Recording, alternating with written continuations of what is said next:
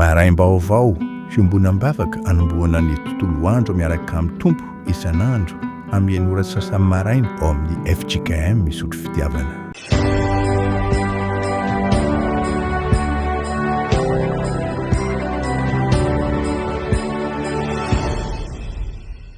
manonona ny fahasoavan'ny tompo amintsika tsirairay avy tafiditra amin'izao herinandro vaovao zao ry havana.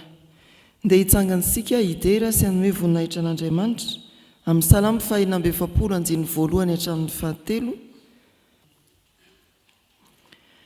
Ideran'ny tompo isika araka ny teny mpanao salamo manao hoe: Andriamanitra no aro sery ho antsika, mpamonjy mora azo indrindra amin'ny fahoriana izy, koa izany no tsy atahorantsika na dia ho levina aza ny tany, na mifindra ao amin'ny ranomasina aza ny tendrombohitra, na mirondrona sy misamboaravara aza ny onjany, ka miororo ny tendrombohitra noho ny fisavoakany. Amen. Iombona mivavaka isika. Isaoranay ianao Andriamanitra, ny niambenanao anay nandritry ny alina iny, ary namoazanao anay maraina, nanananay faharesen-dahatra androso ato an-tranonao, ka ankalaza sy idera isoatranao amin'ity maraina ity. Nanananay faharesen-dahatra mba androso eo anatrianao amin'ny fanaitreteny, hibebaka, hiaiky ny fahotana dia angata-pamelana aminao. Ianao ilay nandinika anay, ary mahita anay eny lavitreny no mahafantatra anay, koa vangio amin'ny fiadananao ny fonay, ekeo indray ny andray anay ho zanakao, hampahery anay, ahafanay miatrika ny tontolo andronay. Misaotra no ny asan'ny fanay masina, mampatoky anay ny famelan-keloka avy aminao, ary indrindra mankasitraka anao, mbola hombanay koa amin'ny famakiana ny soratra masina, eo amin'ny fandrenesana sy fandraisana ny afatrao ho fiainanay, mba ho tsapanay tokoa fa miasa aminay fiangonana ny fanay masina, ary naizanaiza misy olona miantso ny anaranao, mivory amin'ny anaranao amin'izao ora sy fotoana izao, aoka ianao ao afovoany, amin'ny anaran'i Jesosy Kristy. Amen. Anaraka ny vakan'ny soratra masina araka ny hita ao am-bokin'ny Mpitsara toko 4 andininy 7:30 hatramin'ny 7 isika. Mpitsara toko 4 andininy 7:30 hatramin'ny 7. Amin'ny anaran'ny tompo, ary ny Midianina rehetra sy ny Amalekita, ary ny zanaky ny Atsinanina ny vory, dia nitahaka ny toby teny amin'ny tany lemaka Jezreely. Dia nitsondrin'ny fanahin'i Jehovah Gideona, dia nitsoka anjomary izy, ka nivorona anaraka azy ny Abiezrita. Ary naniraka olona nankany amin'ny Manase rehetra izy, dia nivorona anaraka azy ireo, ary naniraka olona tany amin'ny Asera sy Zebulona ary ny Nafitaly izy, dia niakatra nitsena azy koa ireo. Ary hoy Gideona tamin'Andriamanitra: raha ny tanako no hamonjenao ny Israely arak'izay efa nolazainao, indro hapetrako eo amin'ny famoloana ity volon'ondry iray manontolo ity, ka raha ny volon'ondry iray ihany no lena ny andro, fa maina ny tany rehetra, dia ho fantatro fa ny tanako no hamonjenao ny Israely arak'izay efa nolazainao. Ary dia nisy zany, fa ny fomaraina koa izy, ka nofiaza ny volon'ondry, ary nisy ranonando eran'ny lovia. Ary ho koa Gideona tamin'Andriamanitra: aoka tsy rehetra amiko ny fahatezeranao, fa hiteny izao indray mandeha izao monja aho, aoka mba izahako izao indray mandeha izao monja amin'ny volon'ondry, aoka ny volon'ondry ihany no maina, fa ny tany rehetra kosa ho lenan'ny ando. Dia nataon'Andriamanitra izany tamin'ny alina iny, ka ny volon'ondry ihany no maina, fa tany rehetra kosa dia lenan'ny ando. Amen. Ray masino, manamasina anay amin'ny fahamarinana, ny teninao no fahamarinana. Amen. Mbola ho amintsika ny fahasoavana sy ny fiadanana ary ny asan'ny fanahy masina hitarika antsika hatrany mba hatakarantsika ny sitrapon'ny tompo amin'ity maraina ity. Miverina manoloana antsika ny fandarana perikopa omaly araka ny testameta taloha dia ny mpitsara toko fahenina andininy fa 3:30 hatramin'ny 4:00. miompana hatrany amin'ny lohahevitra manao hoe miasa ao amin'ino ny fanahy masina. Raha itsika ny andininy 4:30 ry havana, dia raha antsika mamaky zany amin'ny anaran'i Jesosy manao hoe anotsindrin'ny fanahin'i Jehova Gideona, dia nitsoka anjomary izy ka nivorona nanaraka azy ny Abezrita. Fanahy nanindry an Gideona. Ao amin'ny mpitsara toko fahenina ny tantara ny antsoan'Andriamanitra any Gideona. Ny zava-nisy tamin'ny andron'ny mpitsara dia azo lazaina hoe vanim-potoana ny tetezamita ho an'ny zanak'Israely. Tafiditra tao amin'ny tany Kanana ny zanak'Israely, voazarazara ny lova, fa tsy mbola nisy mpitarika izy.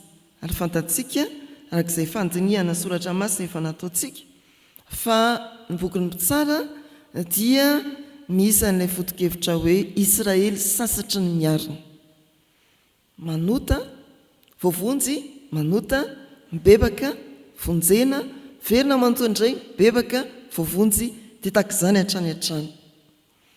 Mpitsara dia anisan'ny Gideona dia anisan'ireo mpitsara 12 izay nantsoin'ny Tompo hitarika ny ady ny zanak'Israely amin'ireo firenena manodidina. Tsy agagantsika no hoe nahoana nefa azo ny tany Kanana tamin'ny andron'i Josoa, fa mbola misy indray izany ady amin'ny firenena manodidina izany, satria tsy maty voalavo ao kibo ireo firenena resy nangalana ny tanin'izy ireo hidiran'ny zanak'Israely. Raha sara ny fiainantsika fiangonana dia fantatsika hampatsivina hatrany fa na dia efa ao anatin'ny lalana maka amin'ny fiainana mandrakizay azy sika, efa miaina ny fiainana mandrakizay rahateo, dia mbola tsy mety mangina, tsy mety mitsahatra Satana sy ny forongony, fa mitady izay isintomana antsika ho amin'ny fiemorana hiaina ny fiainan'izao tontolo izao. Eo ary havantsika no ampitaina hafatra araka ny tantaran'ny Gideona. Gideona dia zanak'olona tsotra, taranaky ny mpanompo sampy, ary alazain'ny soratra masina hoe mpianakavina Manase izy, izay faralahan'olona teo amin'ny zanak'Israely.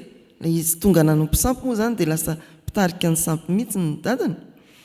Ary raha ao amin'ilay kely indrindra dia mbola ny kely indrindra ny mpianakavina Manase. Raha maha-olona izy zany dia tena fanao tsinotsinona, fa izy koa dia mahafantatra hoe tena malemy, kely hery. Rehefa nantsoan'Andriamanitra izy dia izao nizotra ny fiainam-panahiny, nantsoana tany am-pitotoana vary, toerana ny afenana anaty haram-bato, satria sarotra be ny fiainana rentsika maly tamin'ny toriteny, tamin'ny fidirana faharoa zany. Miafina mitoto vary, satria raha vohitan'ny medianina ianao fa misy anina hohanina dia ampijaliany, rombahany izay eo ampelatananao. Miafina izy tany nantsoan'Andriamanitra, iza moa no hitondra ny zanak'Israely ho vonjena, dia hoy izy hoe, hoy ny Tompo hoe mandihana amin'izao herinao izao.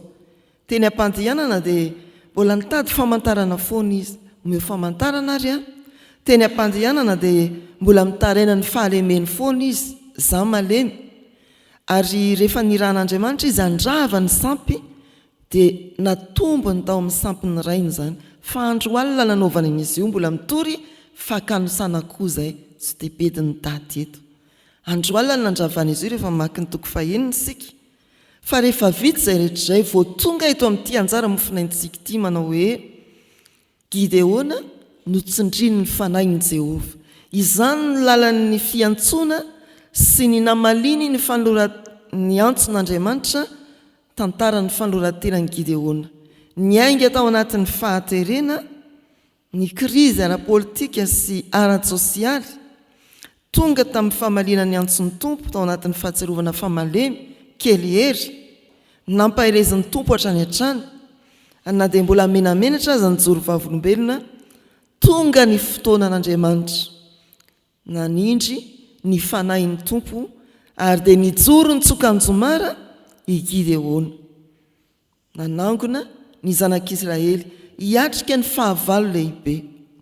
Ireto ry havana no asan'ny fanahy masina miainga ato amin'ity 170 ity, arak'izay tantarany Gideona sy ny fanorantenany. Voalohany, miasa hominy ny fanahy masina ho fampahirezana. Ny faharoa, miasa hominy ny fanahy masina ho fanefena. Ny fahatelo, miasa hominy ny fanahy masina ho fampijoroana. Ny fahaefatra, miasa hominy ny fanahy masina ho fampiombolana. Ny fanahy masina mampahery. Tena andraikitry ny fanahy masina zany. Mety misy olona matsiaro kely hery tahaka ny Gideona. Misy olona mieritreritra hoe tsy vitako tsony ity fiainako ity. Tsy vitako ny tarika ny fiangonana, tsy vitako ny tarika ny sampana, tsy vitako ny tarika ny ankonako. Malemy sy kely hery aho. Fa ny fanahy masina tahaka an'izay niasany teo amin'ny Gideona dia mampahery. Manjary nahajoro teo anatrehan'ny olona i Gideona nitsoka anjomara. Tory fahasahiana zany ry havana, fahavononana koa. Fanahy masina miasa dia mampahery, ny kely hery tahaka ny Gideona. Ny fanahy masina miasa dia manefy. Ho fanefena an'ny Gideona, ny asa ny fanahy masina. Gideona ilay misalasala, Gideona ilay matsiaro, matahotra, kanosa teo anatrehan'ny fahavalo. Fa nitefen'Andriamanitra rehefa nanindry azy ny fanahy masina no hoe manindry. Dikany voalohany dia hoe natafy an'ny Gideona ny fanahy masina. Dikany faharoa dia tena hoe nikitika ny Gideona ny fanahy masina. Raha miteny hoe manafy sika dia ny maha izy azy ny olona no saromana ao anatin'ilay fitafiana. Nitefen'Andriamanitra nanaovany lasitra amin'ny fanahy masina i Gideona, natafiny ny fanahy masina. Io ilay fitaizanantsika eo amin'ny lalan'ny fanoloran-tena. Manefy Andriamanitra amin'ny alalan'ny fanahy masina ka mahatonga anao ilay kanosa na matahotra. Zay ny Salamo 140 teo, na mirondrona aza ny avoana, mpamonjy mora azo indrindra amin'ny fahoriana ny tompo. Ilay kanosa, ilay matahotra, manjary manana fahasahiana. Ny asan'ny fanahy masina ao anatintsika ry havana dia manala izay toetra eritreretintsika tsy ahombiazana ary manolo izany amin'ny toetra hampahomby anao. Ny tompo tsy niantso olona hoe efa manana toetra tsara, kalifio ny teny vazaha, fa miantso olona ho kalifieny izy. Zay moa ilay teny vahiny nataon'ny mpandinika ao anatin'izao fanazavana ny soratra masin'izao. Tsy miantso olona efa tomombana izy, fa miantso olona mba hatao tomombana. Ny fanahy masina dia manefy, ny kanosa, ny sarotahotra, anjary anana fahasahiana. Izany Gideona ary izany koa ianao ry havana. Ny fahatelo, ny fanahy masina dia mampijoro. Ilay izy nitsoka anjomara. Ny fijoroana tsy hoe mijoro fotsiny, fa milaza fandraisana andraikitra koa. Ny fanahy masina amin'ny tantaran'ny Gideona dia nahatonga azy hanana fahavononana andray andraikitra hitarika ny zanak'Israely. Zany ry havana no andrandraina amintsika. Dingana voalohany mahery ianao, dingana faharoa voatefy ianao, dingana fahatelo mijoro ianao ho tompon'andraikitra. Ary ny olona tena iasan'ny fanahy masina dia tsy olona miraviravo tanana, tsy olona manakombona ny tanany, tsy olona tsy eritreritra zavatra atao, fa olona vonina hitadiny hoe inona no ataoko, inona koa no mbola azo atao amin'izao toe-javatra izao. Olana lehibe no atrehan'ny zanak'Israely, ny Medianina sy ny Amalekita no indray mijoro, miampy ny zanaky ny tatsinana hoy ny 7:30. Inona no ataoko? Ijoro aho. Zay ny asan'ny fanahy masina, mampijoro ny olona voatefy mba handray andraikitra, fa ny farany mampiombona. Lay fitsofana anjomara tsy hoe firiariana hoe aty jerena, aty ny mason'izao tontolo izao, fa fiantsoana ny olona rehetra izay nanana olana manoloana ny Medianina sy ny Amalekita mba hiombona hiatrika izany olana izany. tsy ho anao rery ny antom-pisiny ny fanahy masina ao anatinao fa ho an'ny manodidina anao. Fo azy ny manodidina mba iombina hiatrika ny olana lehibe. Fo azy ny ankonanao iombina hiatrika ny zavatsarotra. Indraindray dia ao anatin'ny zavatsarotra mihitsy ny tonga mivaky ny ankonana misaraka ny fianakaviana. Fa araka ny tantaran'i Gideona rehefa miasa ny fanahy masina, tonga ny fanahy masina nafiery azy, nanefy azy, nampijoro azy, dia navondrony ny manodidina hiatrika ny fahavalo. Ny fanahy masina miasa ao amin'ny mpino ry havana, tsy miasa ho azy rery mba hitany ny olona azy, fa miasa ho azy sy ny manodidina azy, miantso sy mitondra fiombonana. Ireo ny efatra miainga amin'ny mpitsara toko 4:7 no tsindriny ny fanahin'i Jehovah Gideona dia nitsoka anjomary izy ka nivorona anaraka azy ny Abezirita. Ianao ilay Gideona mety matsiaro, malemy, marefo, ny kely indrindra ao amin'ny fianakavianao, fa ianao ilay iasan'ny fanahy masina ka tonga ahery. Ianao ilay Gideona izay mety kanosa, sarotahotra, heverinao manan'izay maizy ianao, tsy azo ovaina intsony, fa miasa ny fanahy masina. Ny fahakanosana ho tonga fahasahiana. Ianao ilay Gideona izay ampaherezin'ny tompo sy ny tefeny mba hijoro ho tompona andraikitra eo amin'ny sehatra misy ianao manomboka amin'ny ankonana, eo amin'ny fiarahamonina sy izay mety toeram-piasana na sekoly ametrahan'ny tompo anao. Ianao ilay fampiombonana eo anivon'ny fiarahamonina miatrika olana samihafa. Ny tompo ny ampahery anao hiasa ao amin'ny fiangonana, ahatonga ny fiangonana koa ahery sy ho voatefy hijoro ho tompona andraikitra, ho fitaovana fampiombonana eo amin'ny firenena sy izao tontolo izao. Amen. Hivavaka isika.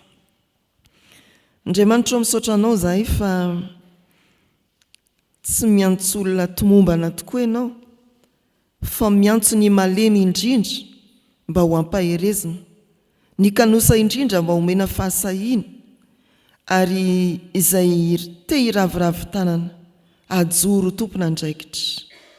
Miasa mifanahy masina ianao aminay tsirairay mba ho fampiombonana ny manodidina anay, malona ny olana samihafa izay mitranga ary ny fiainana andavanandro. Koa mahafanjaka mpisorona anay fiangonana eto ary izay dia mitsoka anjomara taka ny Gideona mba hitan'ny olona ny herinao sy ny voninahitrao. Dia kely sy bitika aza ny fiangonana eo amin'izao tontolo izao, toa mahery sy masika, dia hiasao amin'ny fanahy masina mba ahatsiaro angataka ho an'ny fiarahamonina manontolo eo amin'izay tsy fahasalamana mahazo ny mpiarabelona. Dia hiditra ianao Jesosy Kristy ary andray antanana ireny tsy salama ireny, dia hanongotra ny fototra aretina, amela heroka sy amindra fo indrindra koa mba hanana ny fiadanam-po irenan'ny finoana ao aminao. Eo amin'izay manamanjo dia hiasa amin'ny fanahy masina mpampionana sy mpampahery ianao. Eo amin'izay manana olana samihafa dia hiditra ho mpitaridalana ary hanala ny vato misakana rehetra ianao noho ny fiasan'ny fanahinao masina. Omeo fahendrena ny mpitondra anay, na ny ara-pivavahana na ny ara-piarahamonina. Ataovy ho tahaka ny Gideona izay mitondra famonjena eo amin'ny sehatra misy azy. Ao ny raim-pianakaviana izay mitsarovana ho maly Andriamanitra, dia ho Gideona eo anivon'ny ankonana izy ireny, tsy ho raim-pianakaviana mandositra didy fa miatrika ary mahazo hery avy aminao. Tefenao koa eo amin'izay mety hakanosana sy tsy fahasahiana. Apetraka eo am-pelatananao ny renim-pianakaviana rehetra.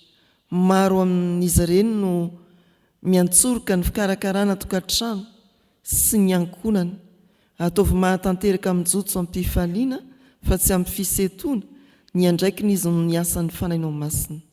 Eto izahay dia manonona eo anatrehanao ny sampana tanora kristianina zokiny, ny sampana vokovoko manga, indrindra ny katekomenina izay miomana amin'ny ampahany ho raisina ny alakamisy ho avy izao. Ny fanahy masina hiasa ao amin'ny tsirairay, hampahery ny tanora zokiny, hanatanjaka ny vokovoko manga ary hanomana ireo katekomenina ireo. Anginy izahay Tompo, hanonona vavaka eo anatrianao, iainao ny ianao ka hamaly anay.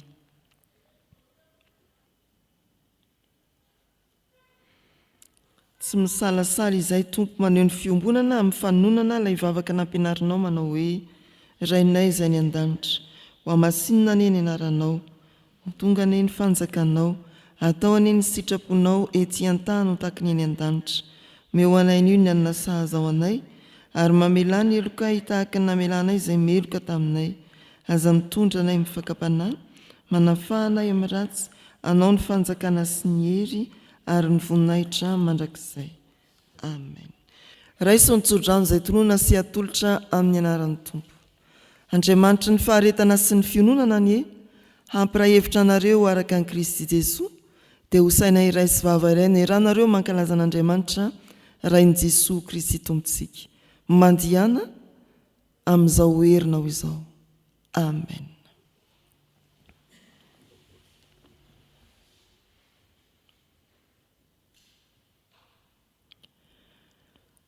Ho an'Andriamanitra irery ihany ane ny voninahitra, amin'ny anaran'ny Ray sy ny Zanaka. Amen.